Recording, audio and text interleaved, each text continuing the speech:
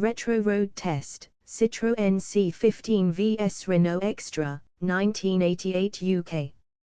It's caught here. If you like my content and feel able to, please do like it or follow my blogs, Spotify and YouTube channels or Facebook channel. It would mean and help an awful lot. Thank you. https://korg9000.wordpress.com/ Retro Road Test, Citroën C15 vs Renault Extra, 1988 UK. You don't buy one of these because you've made it. You buy one because you hope you will. There are glamorous vehicles, and then there are vans like these. The Citroën C15 and Renault Extra are about as fashionable as a pair of steel toe-capped boots left in a puddle outside a builder's merchant. Nobody sticks a poster of one on the bedroom wall. Nobody polishes one every Sunday before taking it to the village green. They exist for one simple purpose: to earn their keep. In 1988 Britain, the small van market is booming.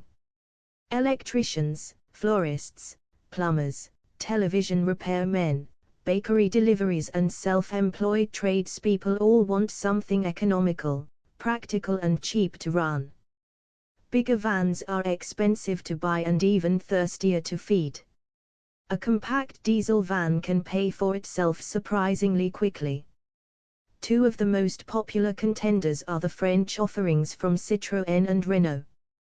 Both started life as humble hatchbacks before having their rear windows filled in and load bays enlarged, but they approach the task rather differently.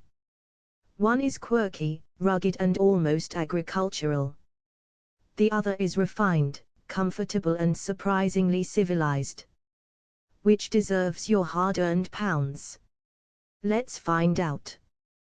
The contenders. Citroën C15D Enterprise.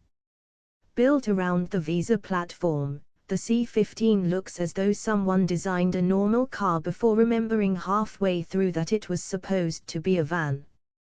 The front resembles a slightly bewildered Citroën Visa, while the rear looks like a garden shed welded onto the back. Odd? Absolutely. Effective? Very much so. Power comes from Citroën's familiar 1.769cc naturally aspirated diesel producing around 60 bhp, driving the front wheels through a 5-speed manual gearbox. It isn't fast. It isn't meant to be. Renault Extra TL Diesel. The Renault takes a different approach. Based upon the Renault 5, it is considerably more car-like in appearance. The styling is softer and friendlier, almost cheerful. If the Citroën looks ready for hard labor on a Welsh sheep farm, the Renault appears happier delivering croissants around Surrey. Under the bonnet sits Renault's dependable 1.595cc diesel, producing approximately 55 bhp, also driving the front wheels via a 5-speed gearbox. Again, nobody is threatening Porsche. First impressions. The Citroën feels built by engineers who valued durability above aesthetics. Everything looks thick. Everything feels substantial. The doors shut with a reassuring agricultural clunk. One suspects it would survive being accidentally reversed into a wall better than the wall. The Renault immediately feels lighter. The doors close more cleanly. The dashboard resembles a proper passenger car rather than industrial equipment. It feels more welcoming. Almost civilized. Cabin. The Citroën continues its eccentric streak. The driving position is unusually upright. Visibility is magnificent thanks to enormous windows. The dashboard is simple enough that even after 3 cups of tea and 2 bacon sandwiches you won't struggle to find anything. Materials are hardly luxurious. Hard plastic dominates. Still, hard plastic doesn't mind muddy boots. Seats are surprisingly supportive although lacking lateral support, which is hardly surprising considering cornering isn't exactly its strongest point. The Renault has a noticeably more pleasant cabin. Switchgear comes straight from the Renault 5 and therefore feels familiar. The seating position is lower and rather more comfortable on longer journeys. Noise insulation is marginally better too. After 4 hours behind the wheel you'll feel less like you've completed military service. Practicality. This is where both vehicles justify their existence. The Citroën offers around 2.7 cubic meters of load space with a payload approaching 600 kilograms, depending upon specification. The floor is low. The sides are square. The rear doors open wide. Loading washing machines, sacks of cement or dozens of flour buckets couldn't be simpler. The Renault sacrifices a little outright capacity. Load volume sits near a 2.5 cubic meters, with payload just under 500 kilograms. Still perfectly respectable. Most tradesmen would struggle to notice the difference during everyday use.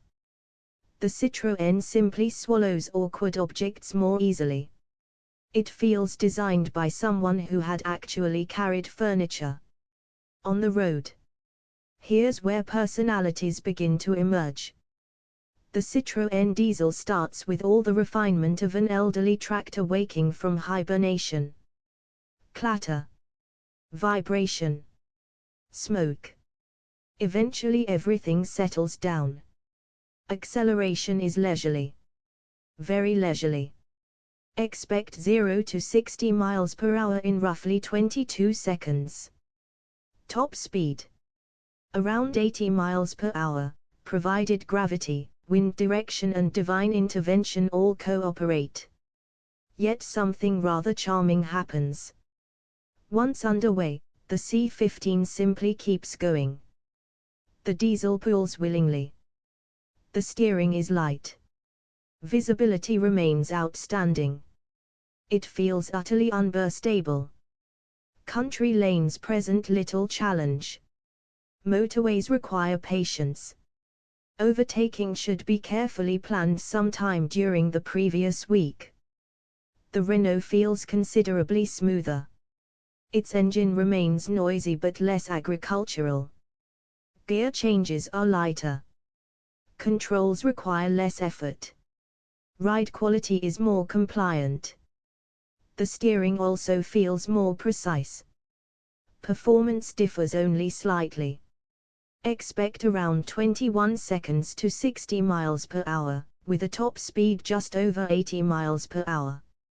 Neither van encourages haste. But the Renault disguises its modest performance rather better. Ride and handling. Nobody expects sports car dynamics. Thankfully. The Citroën leans enthusiastically through corners. Push harder and the front tires begin politely requesting you reconsider your life choices. Yet grip is respectable. Suspension travel is generous. Broken British roads barely trouble it. In fact, potholes seem to surrender. The Renault feels tidier.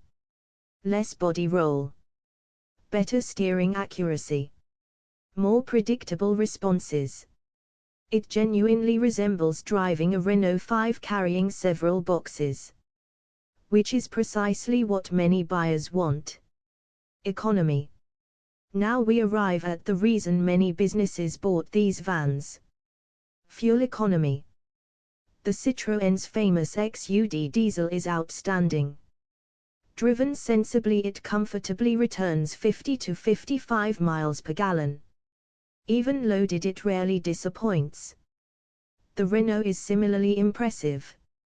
Expect between 48 and 52 miles per gallon. Both represent enormous savings compared with petrol-powered rivals. For someone covering 25,000 miles annually, these savings become substantial. The accountant will be happier than the driver. Reliability. French reliability still raises eyebrows among British buyers. Perhaps unfairly. The Citroën's diesel engine has already earned an enviable reputation. Regular servicing sees these units covering astronomical mileages. The bodywork generally withstands abuse well, although rust eventually appears if neglected. The Renault's diesel also proves dependable. Mechanically it rarely causes serious concern. Electrical gremlins occasionally appear, as if French wiring occasionally enjoys practical jokes, but nothing catastrophic. Routine maintenance remains straightforward on both. Running costs. Insurance sits comfortably in lower commercial categories. Tires are inexpensive. Parts availability is generally good. Service intervals are sensible. Depreciation. Interestingly, the Citroën often retains value slightly better thanks to its near-legendary toughness. Many C15s continue working long after rivals have retired to scrap yards. Sometimes one suspects they'll survive civilization itself. Should archaeologists uncover Britain in 300 years, there's every chance a rusty C15 will still be delivering plumbing supplies. Living with them. Spend a week in either van and you begin understanding why owners become fiercely loyal. The Citroën feels almost indestructible. It asks little. It gives plenty. It never pretends to be sophisticated. It's an honest working companion. The Renault is easier to like immediately. More comfortable. Quieter. Better mannered. It asks fewer compromises during long working days. If you regularly drive hundreds of motorway miles, you'll appreciate its extra civility. Verdict. Choosing between these two depends entirely upon priorities. If your livelihood depends upon carrying awkward, heavy loads through dreadful roads in all weathers, the Citroën C15 remains exceptionally difficult to beat. Its diesel engine is magnificent. Its practicality outstanding. Its durability already becoming legendary. It possesses all the glamour of a municipal wheelie bin. But you'll probably still be driving it long after your accountant has retired. The Renault Extra, meanwhile, offers the more pleasant everyday driving experience. It feels less commercial. More refined. Better suited to mixed use where comfort matters almost as much as carrying capacity. It's the van you'd choose if you occasionally forget you're driving a van. Final scores, 1988. Category Citroën C15 Renault Extra. Performance 7/10. Economy 10/10 9/10. Comfort 7/10 9/10. Practicality 10/10 8/10. Handling 7/10 8/10. Reliability 10/10 8/10. Value 10/10 8/10. Overall winner, Citroën C15. It isn't prettier. It isn't quieter. It certainly isn't faster. But as a tool for earning a living, the Citroën C15 simply gets on with the job in a way few vehicles can match. Like a faithful sheepdog or a well-used Stanley knife, it becomes something owners rely upon without ever really thinking about it. The Renault Extra is undeniably the nicer place to spend the working day, and many owner-drivers will quite reasonably prefer its gentler manners. Yet when judged purely as a commercial vehicle, by payload, economy, robustness and long-term durability, the Citroën edges ahead. Neither van will set your pulse racing. Neither will impress the neighbors. But both will quietly help pay the mortgage, and in the end, that's exactly what they were built to do. It's caught here. If you like my content and feel able to, please do like it or follow my blogs, Spotify and YouTube channels or Facebook channel, It would mean and help an awful lot. Thank you. https://korg9000.wordpress.com/. Thank you for listening.